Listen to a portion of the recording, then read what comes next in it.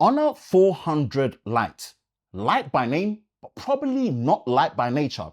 Let's talk about it, because for what is effectively £250, this is just a lot of phone to get, and I feel like the landscape is changing when it comes to these lower end to mid-range devices and what you're getting for the price. Let's talk about it.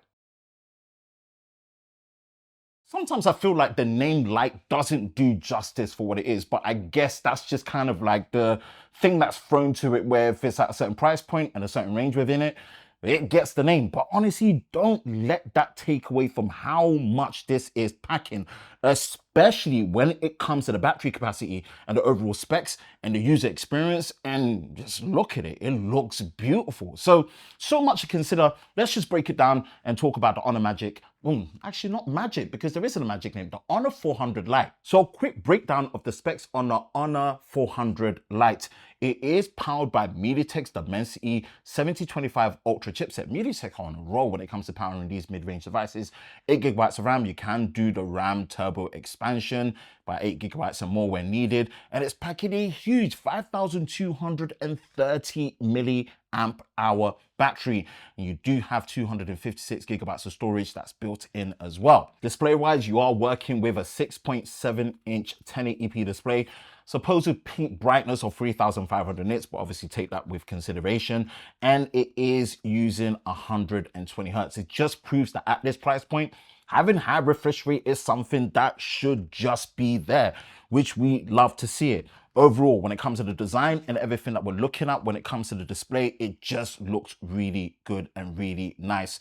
And when it comes to things like the camera specifications, what we're working with here is a main 108 megapixel f1.8 aperture, and you've got a 5 megapixel ultra wide. Now for the front facing camera is 16 megapixels. So we'll break down more how the camera experience is with the Honor 400 Lite, but overall, for the price point that you're getting here, this is such a compelling package, and there is nothing absolutely mid-range or low end about it when it comes to what we're looking at for the specifications overall. And at that price point, man, this is punching well above its weight class. Now, one of the highlights of the Honor 400 Lite is definitely the design. Look at it, it's beautiful. I really just like the fact that they're putting effort into making these lower to mid-range phones just look the part, because when you hold it and feel it, from the brushed finish on the edges where there's just no fingerprints coming onto it, it does give a much more premium experience. And when you look at the display, nothing about this display feels low end or cheap. It's nice and bright, it's high refresh rate 120 hertz, it's a crisp 1080p display,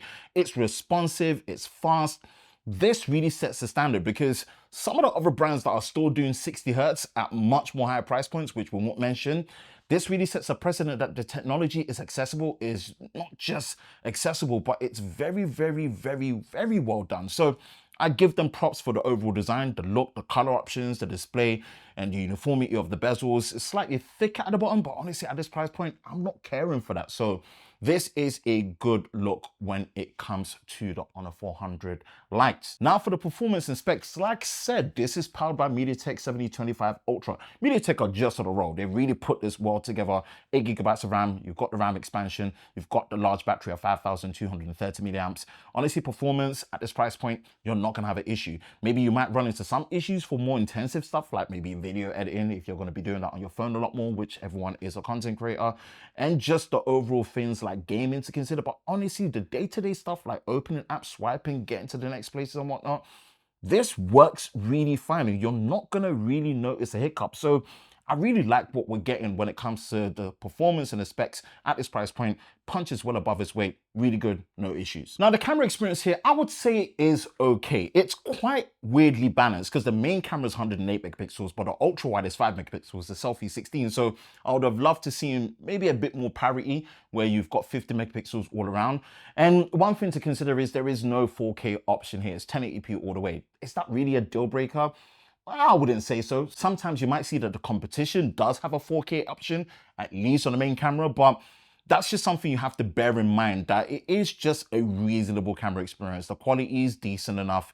It's good. It will get the job done. It's a dual camera system in that respect. But obviously the main highlight is the main 108 megapixel camera, where you can pretty much tap in and do what you need to do there to get the best image quality. There is a pro mode if you want to tap into it, but overall, when it comes to the image quality for the camera, it's serviceable, is reasonable, and it's par for the course for a camera experience at this price point, but actually it's still a lot better than what it was years ago, so there's still great progression here. So for the overall battery experience, it is packing a huge 5,230 milliamp hour battery with 35-watt charger. Now, you know, things are pretty much different for me. You're known to actually have me doing a lot of these extreme battery drain tests on mobile data indoors. Most accurate you're going to be seeing on YouTube, but I'm not doing that with every single phone this year. So these mid-ranges aren't really going to get the time of day for me to be doing that. If they are getting enough of a popular request and there are 3 other phones or 2 other phones that you think make sense and people want to see it, I will do it. But I think I'm just going to go by my overall gut and the experience I've had since using it right now, that, you know, the battery life is probably going to be best in class at this price point. The capacity and honest reputation for good battery life does not fall short here when it comes, and the fast charging as well at 35 watts at this price point. Can't complain. So overall battery life on a phone like this at this price point for this capacity, this is something that you're in for a treat. So I think they've done a good job here. The last is Honor's Magic OS software. I don't know if I'm an absolute fan of this as my favorite Android OS.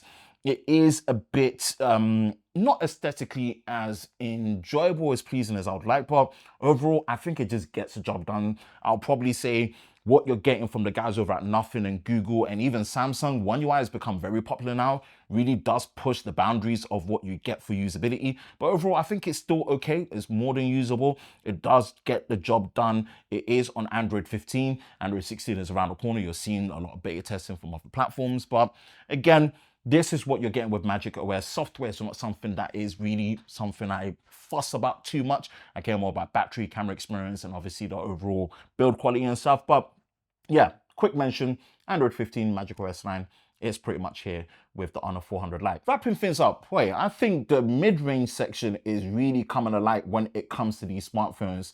And I have to say, Honor have done a very decent job. It does have stiff competition this time around though, but I think the unique selling point for that unique design and that lavish look of it and the battery life and the capacity that you're getting could really stand the test of time against the competition. But I don't know, would you pick this or would you go elsewhere? Let me know your thoughts in the comment section below. That's it for me, Ben from Lover of Tech. You enjoy videos like this, you know exactly what to do. Hit the like button, hit that subscribe button, hit that notification bell so you're part of Team TLS, the Tech Lover Squad, so you don't miss any future videos on our channel. I hope you're all safe during this time, and we'll catch you in the next one. Peace.